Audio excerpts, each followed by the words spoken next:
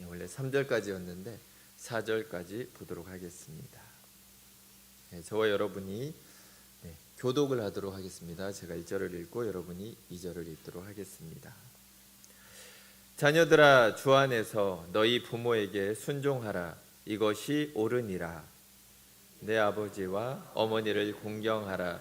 이것은 약속이 있는 첫 계명이니 이로써 내가 잘 되고 땅에서 장수하리라. 또 아비들아, 너희 자녀를 노엽게 하지 말고 오직 주의 교훈과 훈계로 양육하라. 아멘. 오늘은 읽기 전에 잊지 말라라는 제목으로 하나님의 말씀을 나눠보겠습니다. 원래 3절까지만 해서 이제 부모님을 공경해야 된다. 약간 이쪽으로 가려고 했는데 우리 또 어르신들이 많으시기 때문에 그것만 하면은 조금 어려운 것 같아서 자녀들에 대한 부분도 조금 언급하도록 하겠습니다. 혹시 이 책을 보신 적이 있으십니까? 엄마를 부탁해라는 책입니다. 이게 뮤지컬로도 만들어져서 아주 아마 200만 부 이상이 팔렸습니다. 아마 우리 교회 성도님들은 성경만 보시니까 이런 책을 볼 생각 잘 안 하실 것 같지만 성경을 보다가 심심하시면 한번 보십시오. 저기 이수역에 가시면 중고 서점 있습니다. 5,000원에서 6,000원이면 구입합니다. 아주 감동적인 책입니다. 한번 그 시작 부분을 잠깐 말씀을 드리겠습니다. 신경숙 씨의 엄마를 부탁해는 이렇게 시작을 합니다. 엄마를 잃어버린 지 일주일째다. 칠순의 엄마가 아버지와 함께 아들과 딸들 집에 찾아가느라고 서울에 올라갔다가 서울역에서 그만 길을 잃습니다. 뇌졸중으로 쓰러진 적이 있어서 몸도 성치 못하고 글자도 읽을 줄 모르는 1938년 7월 23일생 박소녀라는 할머니가 서울역 부근에서 길을 잃은 것입니다. 무심한 남편이 부인이 뒤에서 따라오는 줄 알고 혼자 지하철을 타버린 것입니다. 엄마가 실종되자 온 가족이 엄마를 찾아 나섭니다. 최선의 노력을 다해보지만 결국은 찾지 못합니다. 자, 엄마가 실종되면서 비로소 엄마가 어떤 존재인가, 이것이 이제 부각되게 됩니다. 우리가 늘 그렇습니다. 소중한 것을 잃어버리고 나서야 비로소 이제 회한의 눈물을, 후회의 눈물을 흘리기도 합니다. 이 소설이 말하고 싶은 것은 엄마는 늘 우리 곁에 있으면서도 잊혀진 존재다, 이런 말을 이 저자는 하고 싶은 것입니다. 어떻게 보면 엄마는 투명 인간 같은 거예요.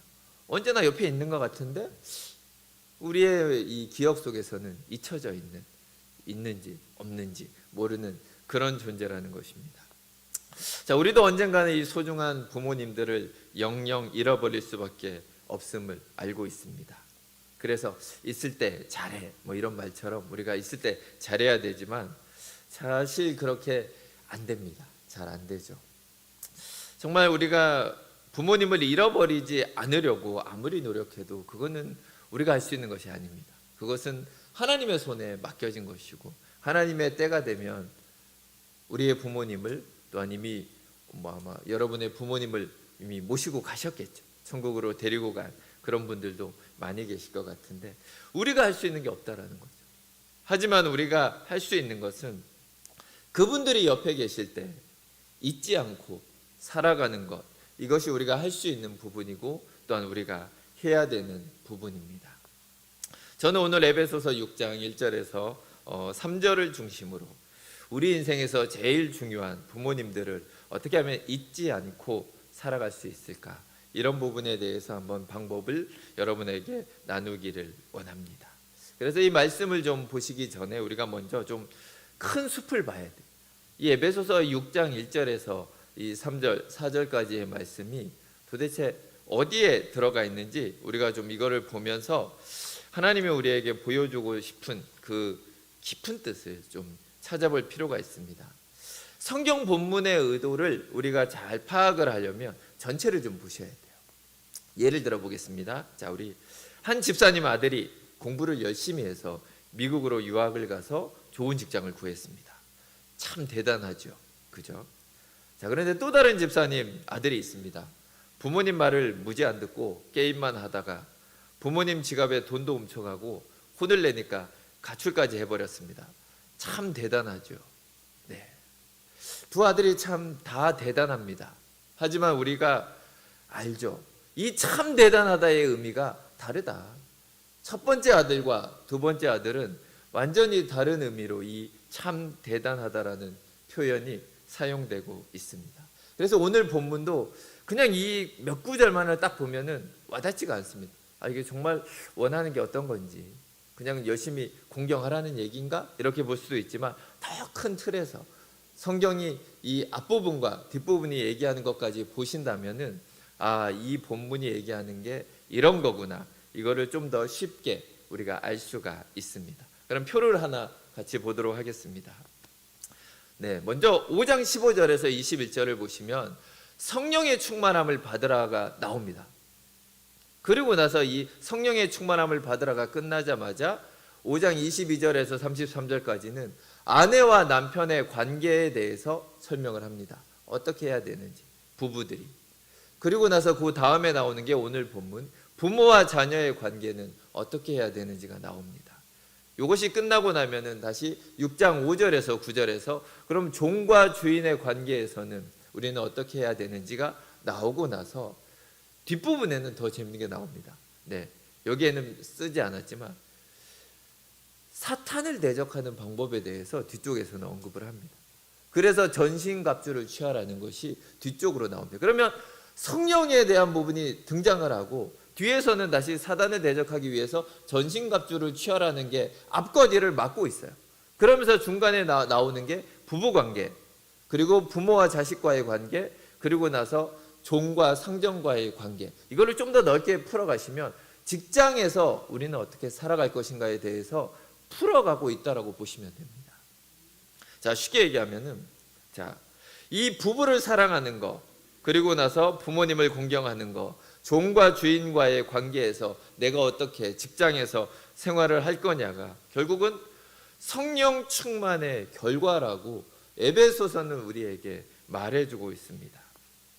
부모에게 순종하고 또한 그분들에게 효도하는 것이 가장 영적인 거고 가장 성령 충만한 모습이다라는 것을 에베소서에서는 지금 강조를 하고 있습니다. 우리는 성령 충만한 삶 아니면 영적인 삶 이러면 어마어마한 것들을 떠올리시죠. 뭐 성령 충만하면 뭐 신비한 것들이 막 보이는 거, 막 예언의 막 은사가 있고 막 저 사람의 마음을 막 이렇게 뚫어보시고 지금 집사님 무슨 생각했죠? 막 이렇게 말할 수 있는 뭐 이런 거를 생각을 하시지만 또 그런 거 알고 싶어서 막 찾아다니시잖아요. 예전에 많이 좀 다니신 분도 있으실 것 같아요. 네, 저도 그런 기도원에도 좀 있어 봤어요. 그래서 알거든요. 이렇게 뭐 투시의 은사도 있다, 뭐 어떻다. 그래서 많이 옵니다. 정말 뭐 직장을 구할 수 있냐, 뭐 어쩌냐. 근데 사실 하나님이 우리에게 알려주지 않은 것들을 그렇게 기를 쓰고 알려고 하지 마십시오. 이게 뭐 굳이 안다 그래서 달라지는 것도 사실은 없고 열심히 찾아가서 물었는데 혹시 이런 얘기 나오면 어떻게 합니까? 네. 언제 사업이 좀 잘 될 것 같습니까? 이렇게 물었는데 야, 너 죽기 전까지는 사업이 잘 될 일이 없으니까 그냥 고모양 고꼴로 살아라. 이런 예언 들으시면 여러분 어떻게 살아가시려고 합니까? 언제쯤 결혼할 거냐고 예언기도 받으러 갔는데 야, 너는 죽을 때까지 혼자 살아야 되니까 결혼 생각도 하지 말아라. 이런 예언을 받으시면 얼마나 마음이 힘드시겠어요. 아니면 또 이런 얘기를 들을 수도 있죠. 너는 70이 되었을 때 불의의 사고로 세상을 떠날 것이다. 아, 이런 예언을 여러분이 받았다고 하시면 70이 되기도 전부터 얼마나 불안하시겠어요. 아, 이 불의의 사고는 어떤 사고일까? 나는 어떻게 죽을까?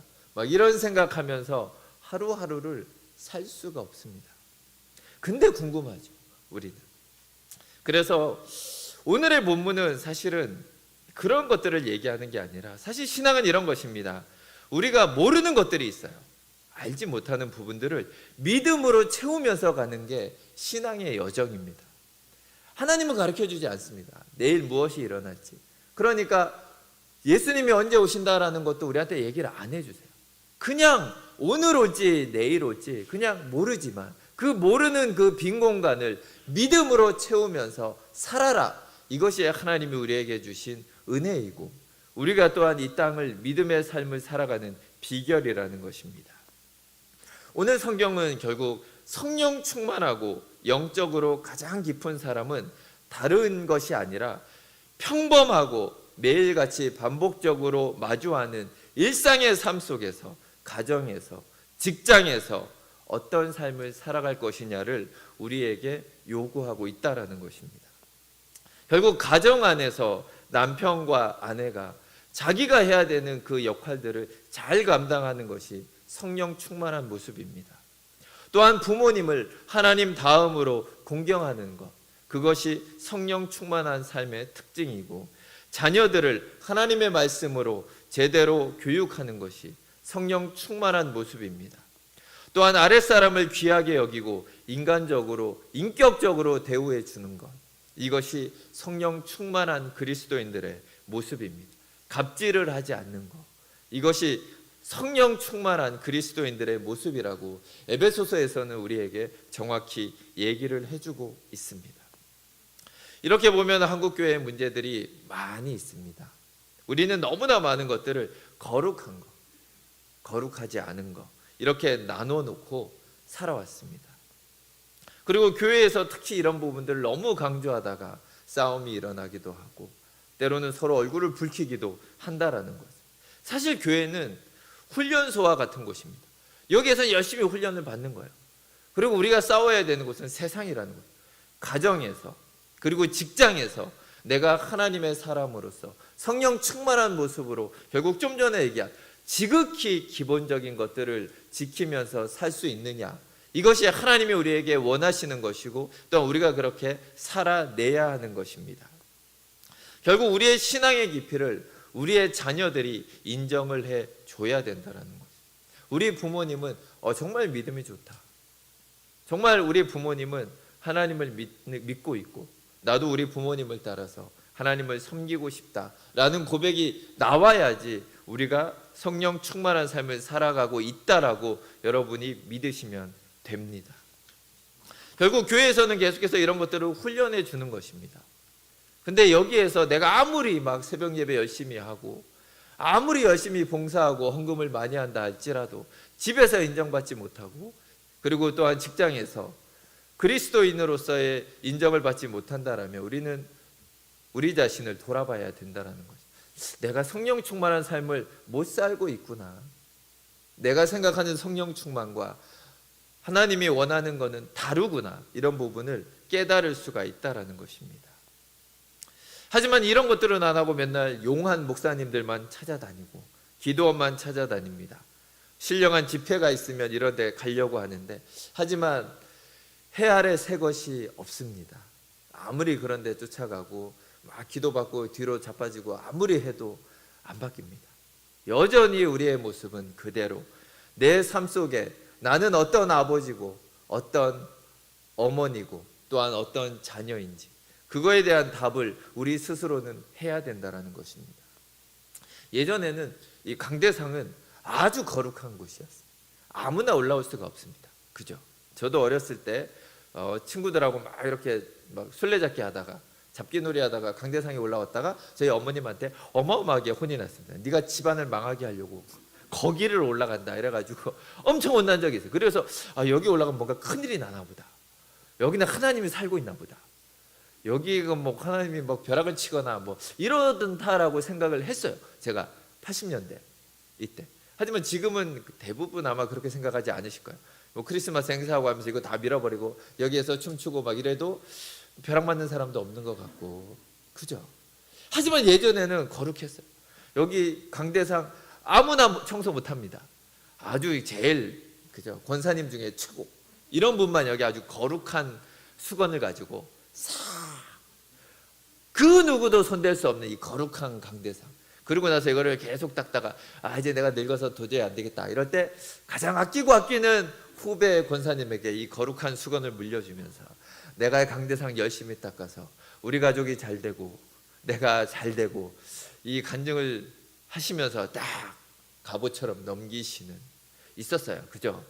네, 여러분 웃으시죠? 하지만 여러분들이 그걸 얼마나 좋아했었는지, 저걸 내가 갖고 싶다 이런 마음을 가지고 살아왔다라는 거. 우리 안에 잘못된 이분법으로 거룩한 거, 이거는 속된 거, 이거는 하나님을 위한 거, 이거는 세상 거, 이렇게 찢어놓고 나눠놓고 했던 것들이 우리의 신앙을 엉망진창으로 만들어 버렸다라는 것을 우리는 아셔야 됩니다. 예전에 한국에서 유명한 감자탕집을 하시던 사장님이 있습니다. 이분은 유명했어요. 그래서 교회에 헌금도 많이 하시고 선교사들도 많이 후원하던 그런 분인데, 이분이 문제는 직원들에게 꼭 주일이 되면 자기가 나가는 교회에 나오라는 것을 요구하십니다.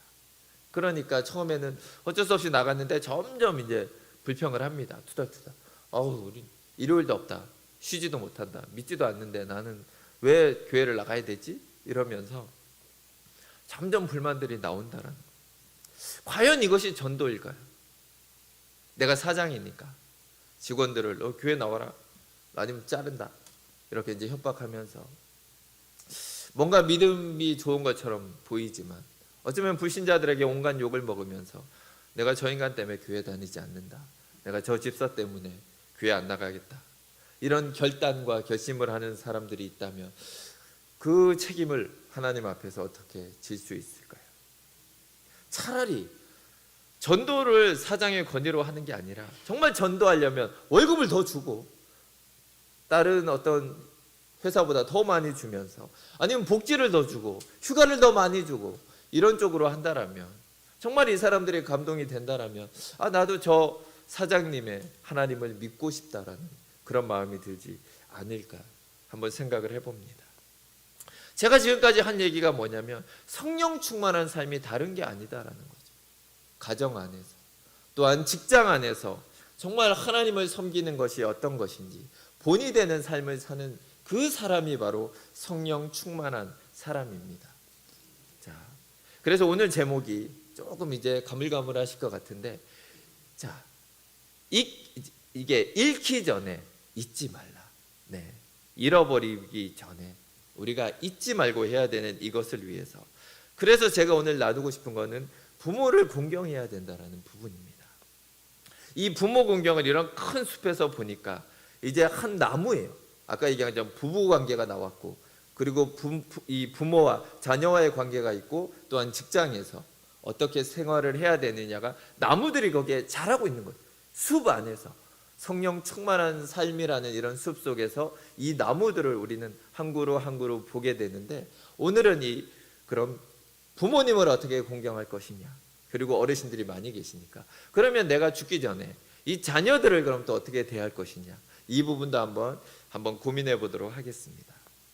그래서 저는 여러분에게 두 가지를 얘기를 해드리고 싶습니다. 첫 번째 것은 되게 원리적이고 원칙적인 거죠. 자, 뭐냐 하면 부모를 공경하는 것이 자녀된 마땅한 도리임을 기억하라라는 거죠. 네, 아주 원리적이죠. 정말 재미없는 내용입니다. 여러분이 다 알고 있지만 이걸 가지고 내가 부모를 공경해야 되는지 잘 와닿지 않지만, 저는 말씀을 가지고 여러분에게 이 부분을 더 확실하게 여러분에게 언급하도록 하겠습니다. 부모 공경은 절대적인 명령입니다. 이거는 피해갈 수가 없습니다. 예외가 없습니다. 그만큼 자녀들에게 있어서는 아주 부담스럽고 피해갈 수도 없는 그런 무시무시한 그런 내용이라는 것입니다. 사실 자녀들이 된 우리에게는 너무나 마땅한 교훈인 것을 압니다. 인간이 되어서 살면서 하나님을 섬기는 것 외에는 부모를 공경해야 된다는 것, 이것은 누구나 알고 있는 것이고, 그리고 그렇게 해야 된다는 것을 알고 있습니다. 하나님을 섬기는 것도 부모 공경과 맞물려 있다는 것이 성경의 전체적인 흐름이고 가르침입니다. 성경은 부모를 공경하지 않으면서 하나님을 제대로 섬길 수 없다라고 못을 박아버립니다. 눈에 보이는 부모를 공경하지 못하면서 어떻게 보이지 않는 하나님을 섬길 수 있냐라고 말하고 있습니다. 이렇게 우리가 알고 있고 중요하다고 생각되지만 실천하는 것이 너무나 어렵습니다. 우리 시대에 깨어지는 가정이 점점 많아지고 있습니다. 정말 요즘은 결혼하고 나서 한 50%는 깨어진다라는 그런 통계까지 나올 정도입니다. 자, 그럼 부모님을 인해서 자녀들이 어느 정도 상처를 받을 것 같습니까? 사람마다 차이가 있겠지만 어떤 사람들에게는 평생 동안 지울 수 없는 그런 상처를 받은 자녀들도 있을 거라는 것입니다. 제가 예전에도 한번 설교 때 그런 예화를 든 적이 있습니다. 제가 참석한 결혼식에서 보통은 이제 신부가 아버지의 손을 잡고 이렇게 신부 입장을 합니다. 하지만 그 결혼식에서는 신랑과 신부가 함께 동시에 입장을 했습니다. 아버지가 없다라면 이해가 되지만 아버지가 있지만 그 아버지를 부르고 싶지 않았습니다. 그래서 아버지 없이 결혼식을 진행을 하는 것입니다. 얼마나 상처가 되면, 얼마나 상처를 받았고 얼마나 힘들었으면 결혼식에도 살아있는 아버지를 부르지 않았다라는 것입니다. 이렇게 어려운 분들도 많이 있습니다. 제가 사실 하는 오늘 이런 설교가 어쩌면 여러분의 아픈 부분을 건드릴 수도 있다라는 거. 왜냐하면 저는 여러분의 삶을 모르기 때문에, 부모님으로부터 어떤 상처가 있고 어떤 아픔이 있는지 모르기 때문에. 하지만 오늘 하나님의 말씀은 그럼에도 불구하고 부모를 공경하라고 말하고 있다라는 것입니다. 왜 부모 공경에는 조건이 없을까요? 좀 조건이 있으면 좋지 않을까요? 예외 조항을 좀 만들어 놓으면, 자녀에게 죽을 만큼 힘든 상처를 준 부모는 공경하지 않아도 된다, 뭐 이런 거. 하나님이 좀 이런 거를 성경에 조금 적어 놓으셨으면, 아니면 뭐 믿지 않는 부모는 공경하지 않아도 된다, 그냥 모른 척 해라, 뭐 이런 내용이 있으면 좀 편할 텐데 없습니다. 구약에서부터 신약까지 그 어디에도 부모 공경, 그거에 대해서는 단서도 없고 조건도 없고 아무것도 없다라는 것입니다. 그래서 이것을 우리는 피해 가려고 막 찾습니다. 어떻게 하면 피할 수 있을까? 그러면서 찾아내는 것이 6장 1절에 보면, 자녀들아 주 안에서 너희 부모에게 순종하라. 자, 여기서 우리는 뭔가 피해 가려고 주 안에서를 꼬집어냅니다. 그러고 나서 주 안에서를 그러면 어떻게 해석을 할까요? 주 안에서와 주 밖에서로 해석을 합니다. 그래서 믿는 부모, 안 믿는 부모, 나의 신앙생활을 방해하고 핍박하고 괴롭히고 이런 부모는 공경하지 않아도 되지 않냐, 뭐 이런 식으로 막 가는 분들도 있습니다. 하지만 아니라는 거죠. 오늘의 본문의 전체적인 구조와 흐름 속에서 하나님은 전혀 그런 예외를 허락하지 않으십니다. 그럼에도 불구하고 네가 죽을 만큼 상처를 받았을지라도 내 부모를 공경해야 된다라는 부분이, 하나님은 타협의 여지를 전혀 놓아주지 않으신다라는 것입니다. 예전에는 부모가 교회 가지 말라 이러면 그런 건 순종하지 않아도 돼, 이렇게 이제 했습니다. 뭐 이런 이해가 틀린 거 아니에요. 맞는 부분이 있습니다. 하지만 이런 것들도 결국은 전체적인 부모 공경을 막지는 않는다라는 거죠. 어쨌든 간에 부모는 계속해서 우리는 공경하면서 나아가야 합니다. 본문은 부모 공경을 절대적이다 이렇게 선언하고 있습니다. 그래서 그럼 우리는 이 주 안에서를 그럼 어떻게 이해를 할 것이냐? 이게 주 안에서 주 밖에서가 아니라, 저는 여러분에게 추천해 드리는 단어는 주님 때문에로 이것을 보십시오. 주님 때문에 우리는 부모를 공경해야 됩니다. 안 믿는 부모일지라도, 나에게 상처를 어마어마하게 준 부모일지라도 내가 주님 때문에 부모님을 공경하는 것입니다. 예수님은 우리를 대신하여 십자가에 돌아가셨습니다. 죄인인 우리를 구원하기 위해서 십자가에서 모욕과 고통을 참으셨습니다. 아무리 우리를 힘들게 하는 부모님도 십자가의 사랑에 우리가 붙들린다면 감당 못할 사람이 없습니다. 주님은 벌레 같은 우리를 위해서 십자가를 지셨는데, 나를 그래도 낳아준 부모를 내가 왜 이렇게 용서하지 못할까? 왜 사랑을 못할까? 힘들지만 주님의 십자가를 생각하면서 우리가 감당하기를 원합니다. 그 자리까지 가실 수 있도록 주님의 이름으로 축원드립니다. 저도 어렸을 때 부모님하고 아버지와의 관계가 힘들었습니다. 초등학교 2학년 때 엄청나게 맞았어요. 늦게 왔다고. 왜 그렇게 많이 맞았는지, 죽을 만큼 맞았습니다. 그러고 나서 부모님, 아버지하고는 함께 있는 자체를 피했어요. 대학교 때까지 거의 대화가 없었습니다. 단답식으로 뭐 물어보면 네, 아니요, 그 대답만 할 뿐, 뭐 10년 이상을 그렇게 쭉 살아왔어요. 제 안에서는 용서가 안 됐죠. 왜 나한테 그렇게 했지? 이해가 안 되는 거죠. 이해가. 그런데 제가 대학교 2학년 때 예수님을 다시 만나고 예수님의 사랑 안에 들어갔을 때 가장 걸리는 게 아버지와의 관계였던 거예요. 이걸 용서해야 되는데, 이 문제를 풀어야 되는데, 그러면서 한참을 기도를 한 것 같습니다. 몇 개월을 기도했는지 한 1년 거의 다 되게 기도를 하면서 이 부분을 씨름했을 때 결국은 하나님이 저에게 이것을 풀어낼 수 있도록, 용서할 수 있도록, 아버지를 사랑할 수 있도록 저를 그렇게 인도해 주셨습니다. 그래서 우리 십자가의 사랑이 우리의 모든 것들을 가능하게 합니다. 정말 힘들게 하는 그 부모님을 우리는 사랑할 수 있고 공경할 수가 있습니다. 자, 그리고 이게 또 더 나아가서 우리를 위해서라는 것을 성경은 말하고 있습니다. 2절과 3절을 보시면 이것이 땅에서 너가 잘되고 장수하리라. 결국은 이 땅의 복과 영원한 하늘의 복을 주는, 받을 수 있는 주인공이 된다라는 것을 말씀은 정확히 우리에게 약속을 하고 있다라는 것입니다. 쉽게 풀어서 설명을 드리면 부모를 공경하는 자녀들이 이 땅에서 잘 될 확률이 무지무지 높아진다라는 거죠. 자, 여러분이 자녀들이 정말 잘 되기를 원하신다면 그 자녀들이 어떻게 하든 여러분을 공경하고 효도하게 만드셔야 됩니다. 왜냐하면 이게 하나님의 뜻이고 하나님의 약속이 뒤에 뒷받침돼서 따라오고 있기 때문이라는 거예요. 땅에서 잘 되고 장수의 비결이 여기에 담겨져 있습니다. 하지만 용서하지 못하면 결국은 어떻게 됩니까? 또 다른 상처들을 자녀들이 가지게 됩니다. 그리고 이 자녀들이 가정을 만들어서 그 상처들을 되물림하게 됩니다. 왜냐하면 본 것이 없어요. 받은 게 없습니다. 내가 어떤 본 게 있어야지 그것을 닮아가고 그것을 흉내내고 부러워하고 그것을 그리는데, 때로는 우리 가정 속에서 전혀 그런 모습이 없다라면 자녀들은 배울 것도 없고 아는 것이 없기 때문에 결국 하나님의 모든 복을 놓쳐버리게 되고 만다라는 것입니다.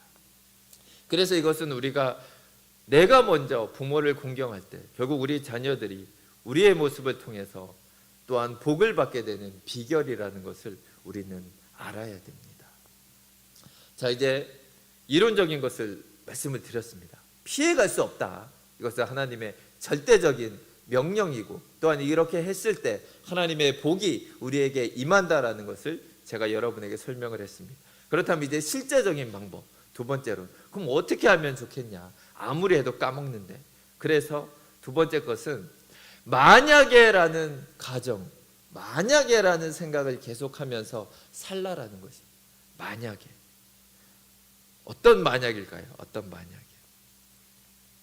이게 알고 있는 게 잘 안 돼요. 여기 남자 성도님들, 집사님들, 장로님들 축구를 보시다 보면 열을 내세요. 저것도 못 넣냐 막 이러면서 막 화를 내시죠. 무슨 발이 저러냐 막 이러면 이거 사람 발이 아니다, 멍멍이 발이다 막 이러면서 막 욕을 하세요.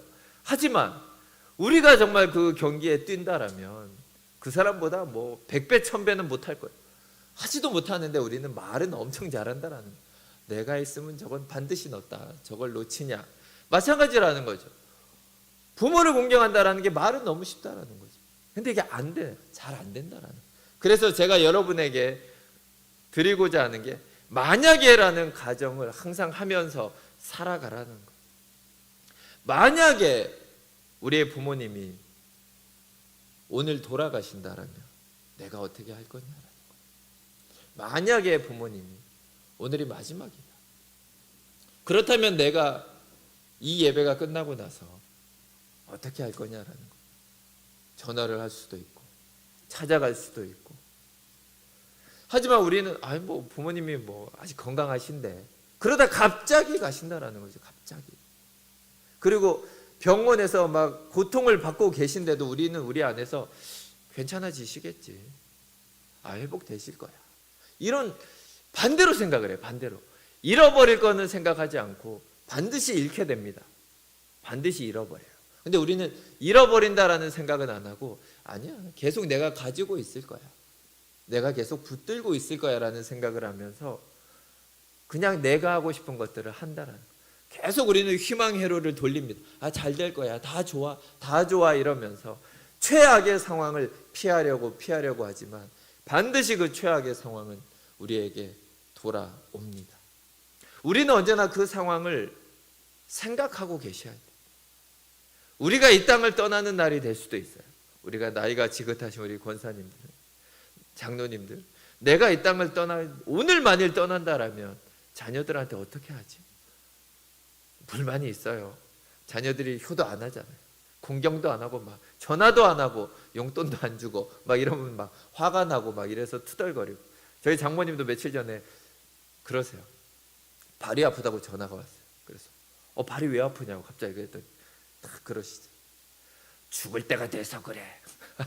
아주 속을 팍팍 긁어내는. 자녀들이 제대로 안 하니까 어떻게 하든 공격하고 싶은 거예요.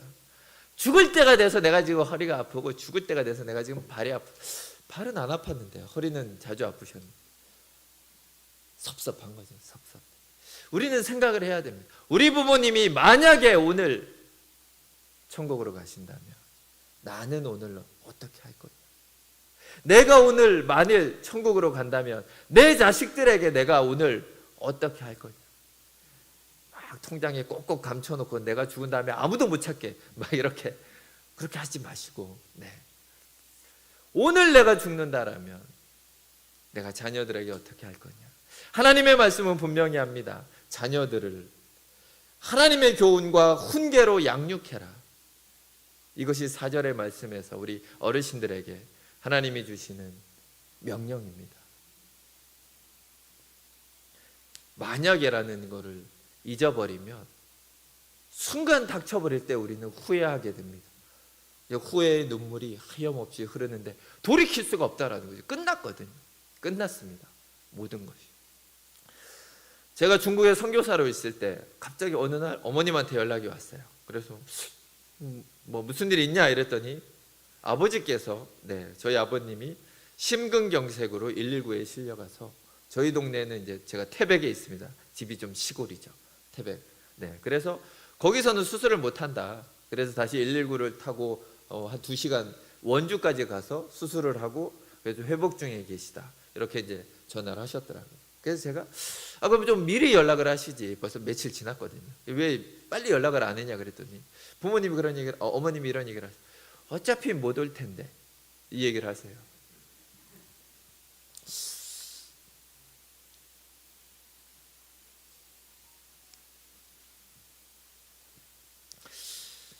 어차피 제가 이제 선교사로 중국에 있었으니까 갈 수 없죠. 뭐 비행기 타고 날아갈 수 있는 것도 아니고, 제가 간다고 뭐 해결되는 것도 아니고. 그래서 그 다음부터는 좀 전화를 자주 해야겠다. 그런데 자주 했을까요? 안 했어요. 자주 안 합니다. 사람이 그렇습니다. 아버지가 죽을 고비를 넘기셨는데 안 합니다. 그리고 나서 이번에 또 어떻습니까? 코로나가 돌았습니다. 오미크론이 저희 온 집을 휩쓸었죠. 저희 6식구 꼬맹이까지 해가지고 다 걸렸어요. 근데 저희는 그래도 40대고 애들 젊고 그냥 감기처럼 슉슉슉 열 좀 나다 끝났습니다. 그런데 또 연락이 왔습니다. 아버님이 또 119가 왔습니다. 오미크론에 늦게 걸리셨죠. 우리 식구 중에서는 제일 늦게 걸리셨는데,